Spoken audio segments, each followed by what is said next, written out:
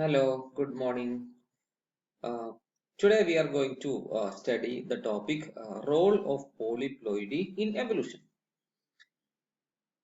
We already know that in a diploid organism, each cell possesses chromosomes, and that chromosome and that cell possesses only one copy of each type chromosome, or only one set of each type chromosome. And like that, when it is the case of a diploid organism, the cells of that diploid organism possess two copy of each type of chromosome. Whereas in case of polyploid, if a cell possesses more than two copy of each type chromosome or more than two sets of chromosome, then such condition is called polyploid.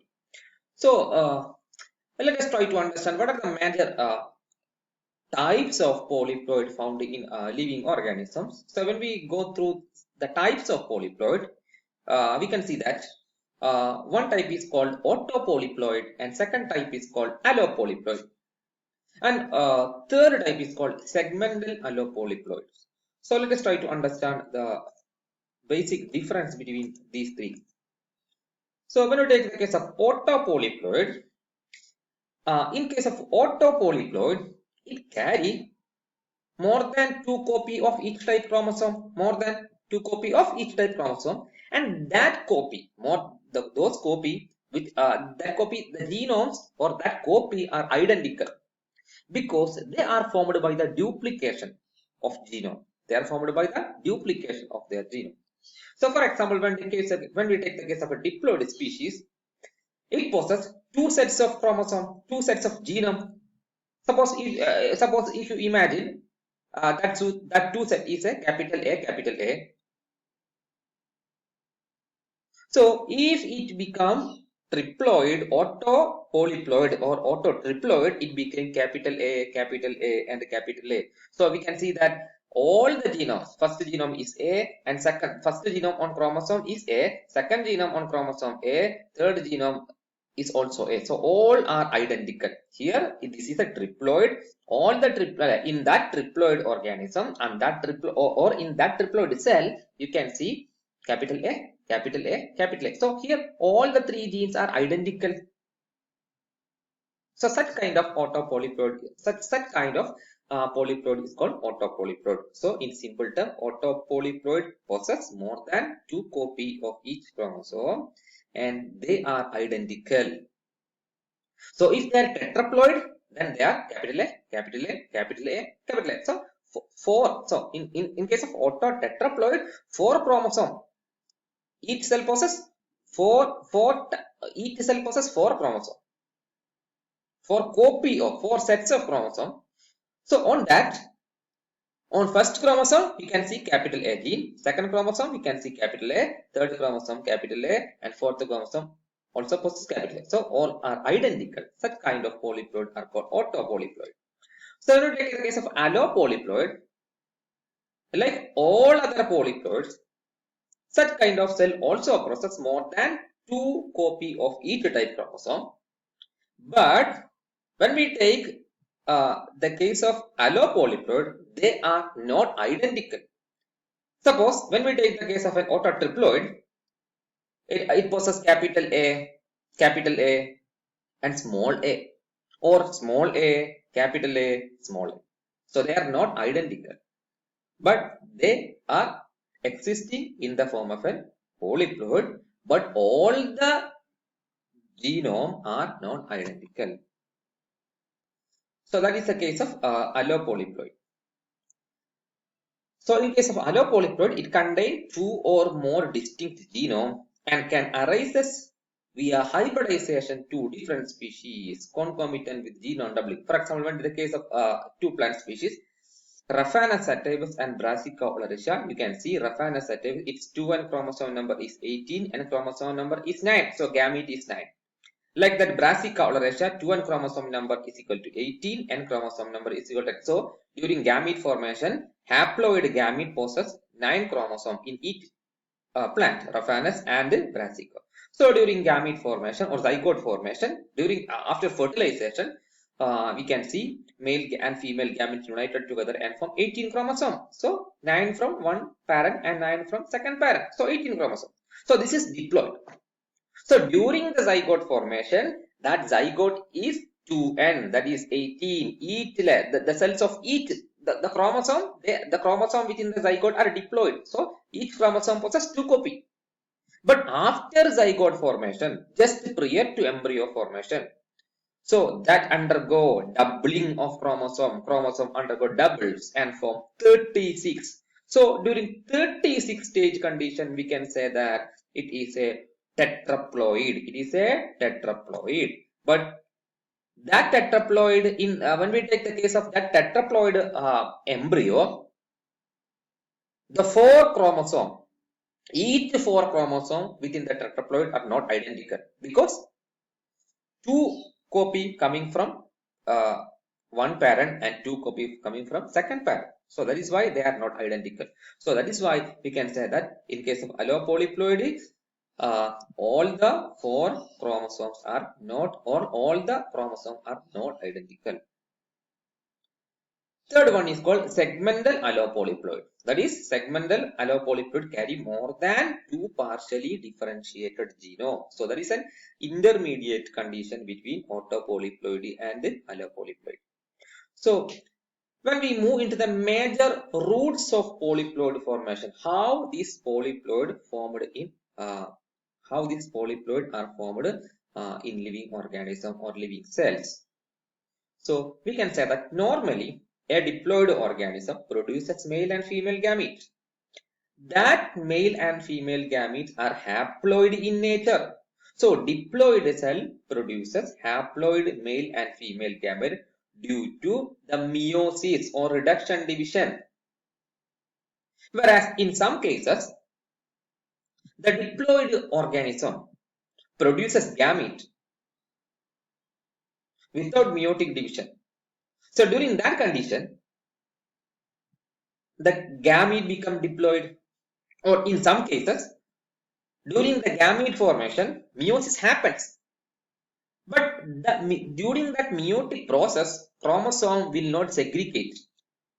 So due to the non-distinction during meiosis in diploid organism, it will produce diploid gamete instead of haploid gamete. So that leads to the production of a zygote having polyploid nature. So that is happened in case of one polyploid formation, that is called gametic non-distinction. Second one is called somatic doubling, that I discussed just before 1 minute. That is, after zygote formation, the diploid nature of zygote turned into tetraploid due to the replication or multiplication of diploid chromosome set. It may happen during zygote formation or embryonic formation. So that is called somatic doubling, that is doubling of chromosome during the period of zygote to embryogenesis.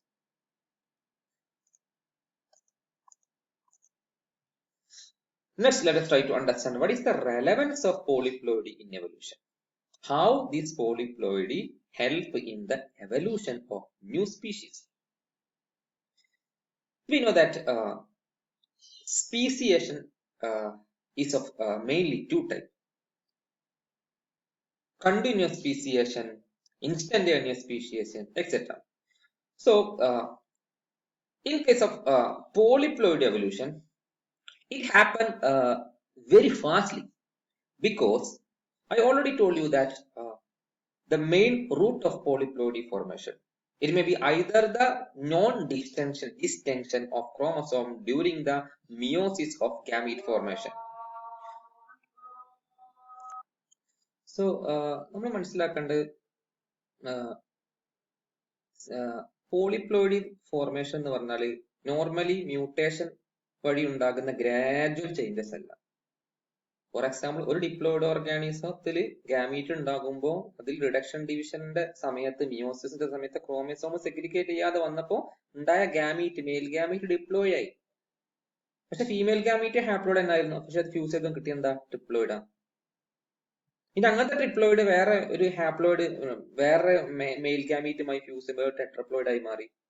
അപ്പൊ അത് ഓരോ generation, ഒറ്റ ജനറേഷനിൽ വരുന്ന മാറ്റമാണ്. അതുകൊണ്ട് നമുക്ക് അതിന് എന്ത് വിളിക്കുക, പോളിപ്ലോയിഡ് എന്ന് പറഞ്ഞാൽ ഫാസ്റ്റ് ആയിട്ടുള്ള ചേഞ്ചസ് ആണ് വരുന്നത്.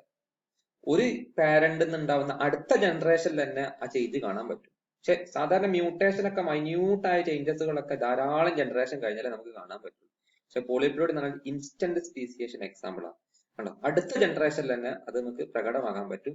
അപ്പോൾ ഒരു പാരന്റ് ഡിപ്ലോയിഡ് ആയ പാരന്റ് ഉണ്ടാകുന്ന കുഞ്ഞ് ടെട്രപ്ലോയിഡ് ആയി കഴിഞ്ഞാൽ സ്വാഭാവികമായിട്ടും ആ പാരന്റും കുഞ്ഞും നമ്മൾ വലിയ വ്യത്യാസം വന്നു. അതന്നെ ഒരു സ്പീസിയേഷന് കാരണമാണ്. ഓക്കെ, അതാണ് നമ്മൾ മനസ്സിലാക്കേണ്ട കാര്യം. ഓക്കെ, അതാണ് പോളിപ്ലോയിഡിന്റെ ഏറ്റവും ഇമ്പോർട്ടന്റ് ആയ കാര്യം.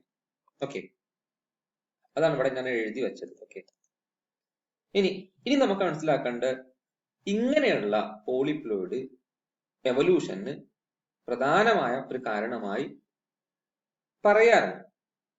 അങ്ങനെ പറയാനുള്ള പ്രധാനപ്പെട്ട 3 കാരണം എന്താണെന്നാ പറയാൻ പോകുന്നത്. ഒന്ന്, സാധാരണ ഒരു ഡിപ്ലോയിഡ് ഓർഗാനിസത്തിൽ എല്ലാ ക്രോമോസോമിന്റെ 2 കോപ്പി ഉണ്ടാവും.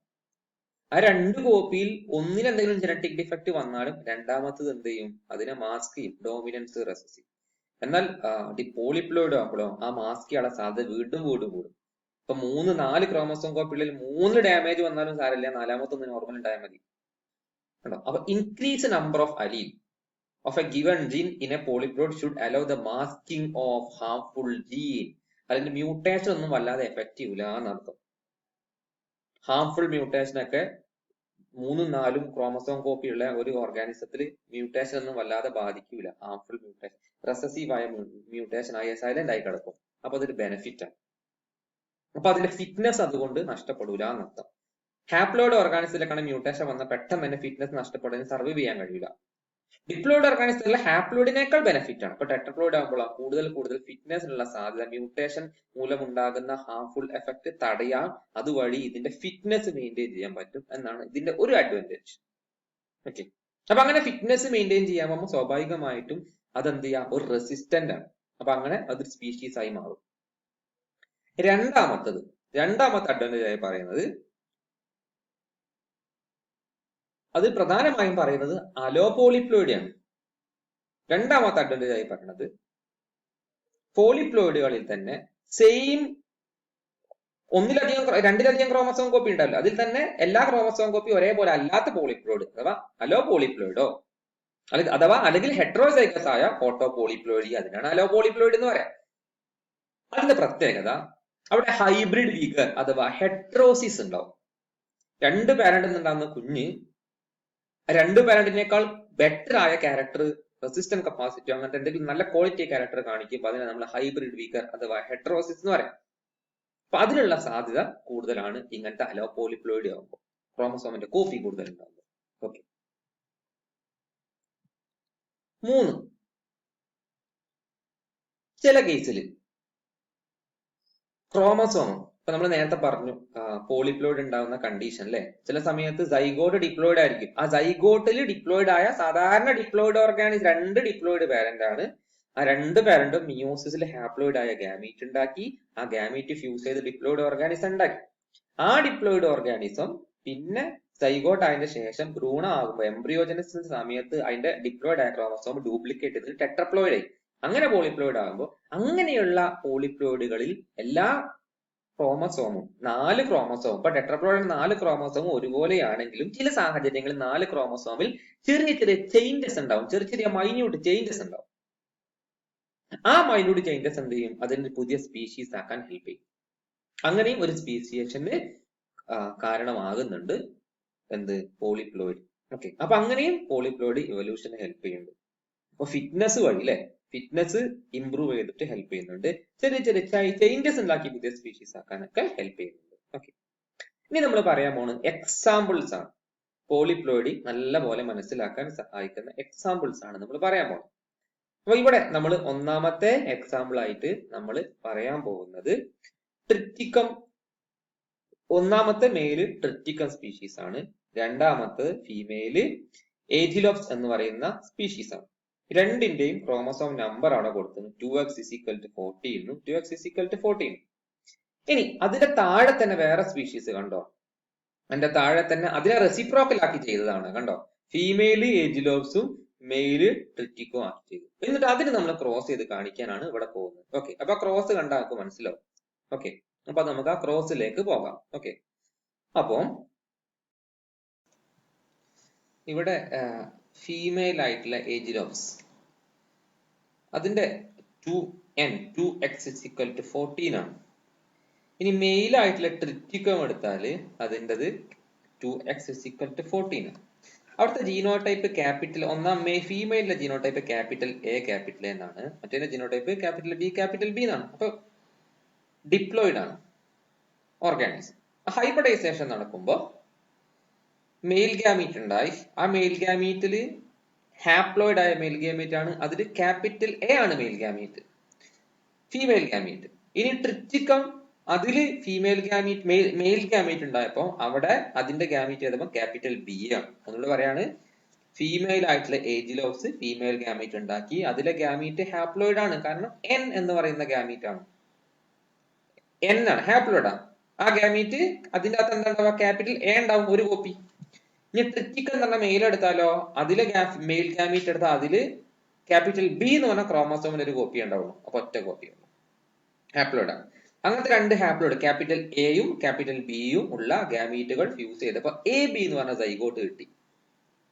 ഓക്കെ, ഇനി അതെന്താ സംഭവിച്ചത്, ജീൻ ഡ്യൂപ്ലിക്കേഷൻ നടന്ന് ക്രോമസോമിൽ സൊമാറ്റിക് ഡ്യൂപ്ലിക്കേഷൻ നടന്നത് എന്തായി മാറി, ഡിപ്ലോയിഡ് ടെട്രപ്ലോയിഡ് ആയി. കണ്ടോ, സൈഗോട്ടിൽ എ ബി ആയിരുന്നു, എ ബി എന്നുള്ള രണ്ട് കോപ്പി ഉള്ളൂ. അപ്പൊ ഇതെന്തായി, ക്യാപിറ്റൽ എ ക്യാപിറ്റൽ ബി ആയത് എങ്ങനെയാണ്, ടെട്രപ്ലോയിഡ് ആയ ബീറ്റ് ആയി മാറി.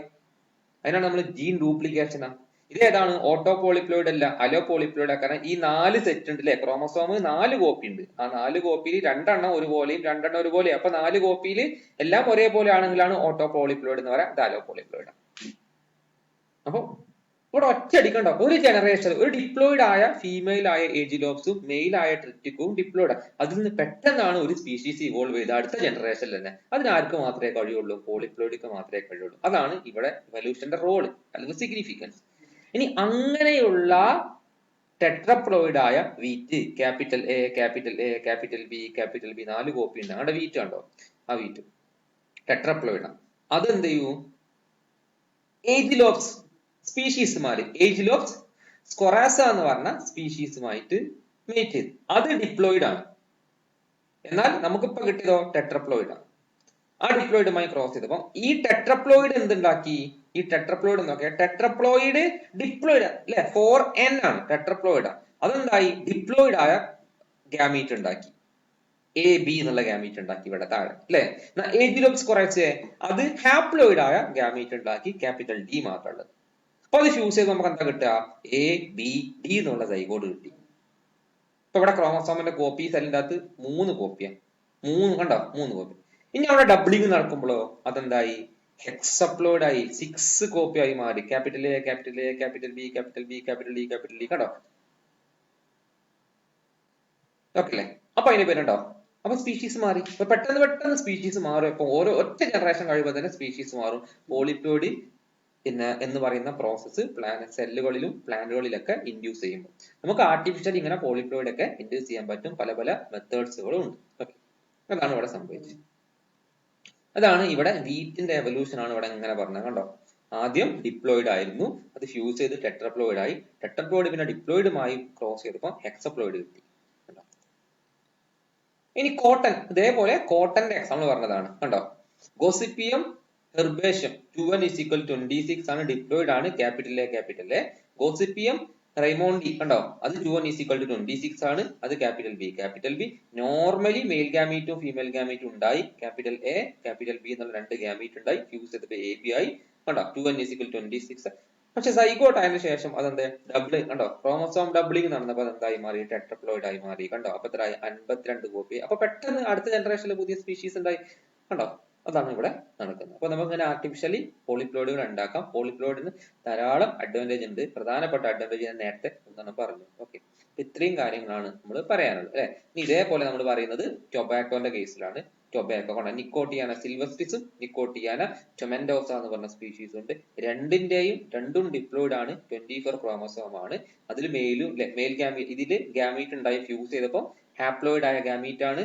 നിക്കോട്ടിയാന സിൽവസ്ട്രിസ് 12 ക്രോമസോം ഉള്ള ഗാമീറ്റ് ഉണ്ടാക്കി, ഇതും 12 ക്രോമസോം. നിക്കോട്ടിയാന ടൊമെന്റോസിൻ 12 ഗാമീറ്റ് ഉള്ള ക്രോമസോം ഉണ്ടാക്കി. ആ 2 ഗാമീറ്റും ഹാപ്ലോയിഡ് ആണ്, അത് ഫ്യൂസ് ചെയ്തപ്പോൾ ഡിപ്ലോയിഡ് ആയ 24 ആയ സൈഗോട്ട് കിട്ടി.